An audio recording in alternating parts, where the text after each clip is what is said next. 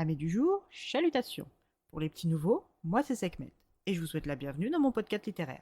Dans mon émission, je vais tenter 3 fois par semaine de vous donner envie de découvrir des livres de tout poil, récents et moins récents. Alors, si ça vous tente, c'est par ici la suite.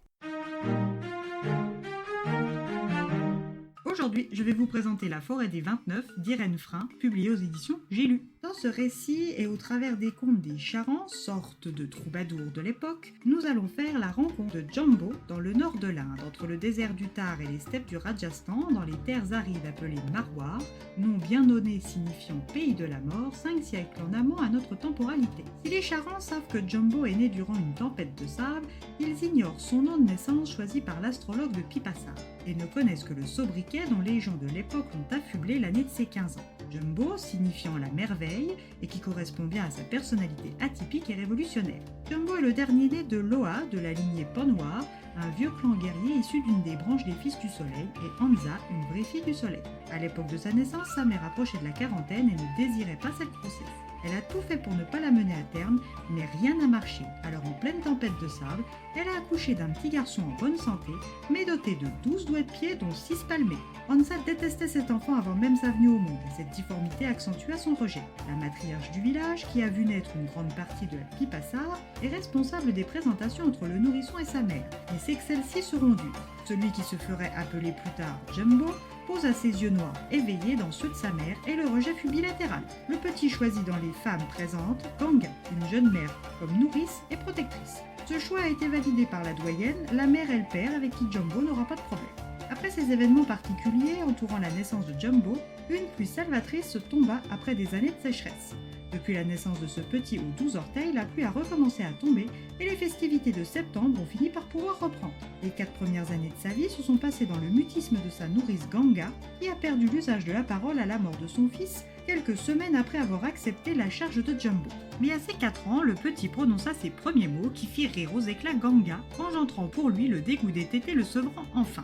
Commence alors pour le petit une longue route de solitude et de persécution, souvent orchestrée par sa propre mère haineuse. Quand Jumbo se fait des amis, elle les effraie pour l'enfermer dans la solitude. Vers ses 7 ans, le petit se voit confier un troupeau de vaches par son père qui depuis le début ne lui témoigne ni animosité ni amour, une indifférence simple et tranquille teintée de petits gestes d'aide discrets. L'élevage du troupeau l'éloigne du village et lui permet d'échapper aux attaques physiques et verbales des villageois, mais lui ouvre aussi les portes d'une pâture qui semble inconnue aux villageois de Pipassar. Depuis qu'il sort quotidiennement du village, il est redevenu mutique, ce qui ravit sa mère.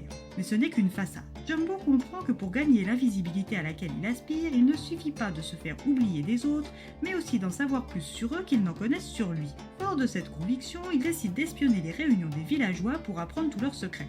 Ganga meurt et cet événement assombrit le caractère de Jumbo, car bien que sa nourrice ne lui ait jamais parlé, elle était une figure aimante et sa perte est lourde pour lui. Cette perte s'accompagne de l'apparition d'une voix dans sa tête. Cette voix l'incite à la violence, la haine et le tourmente de plus en plus souvent jusqu'à lui ordonner de tuer. Mais en est-il seulement capable ? Sa rencontre avec 2 inconnus dans une tempête de sable va tout changer et lui faire comprendre la vraie nature de la violence et de la douceur. Dans les mois qui suivirent sa rencontre avec les guerriers, qu'il fût au village, sur la dune, dans l'arbre du conseil ou errant avec son troupeau, cette vérité a continué de faire son chemin en lui, l'aidant à grandir et le transformant jour après jour en un adolescent sombre qui attire tous les regards. Dans la dune, il a compris que cet homme existait, alors que lui, non, et s'interroge sur ce qu'il compte faire du peu de vie qui lui est accordé. Simple, implacable, il veut être comme ce guerrier de la dune, fort, puissant, vivant et partir. Mais où ? Comment ? Avec quelles ressources ? Seul ? Et surtout, quand ? Jumbo va devoir partir loin des siens pour construire sa légende, ça il le sait. Mais se décider à tout quitter est difficile pour lui quand même.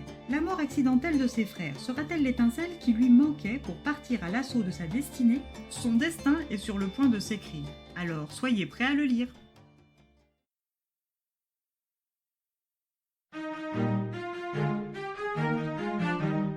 Un roman de pur récit. Une jolie plume qui n'a pas réussi à me tenir en haleine. Je me suis très vite lassée de cette forme quasi exclusivement narrative et ai peiné à avancer jusqu'à la dernière page.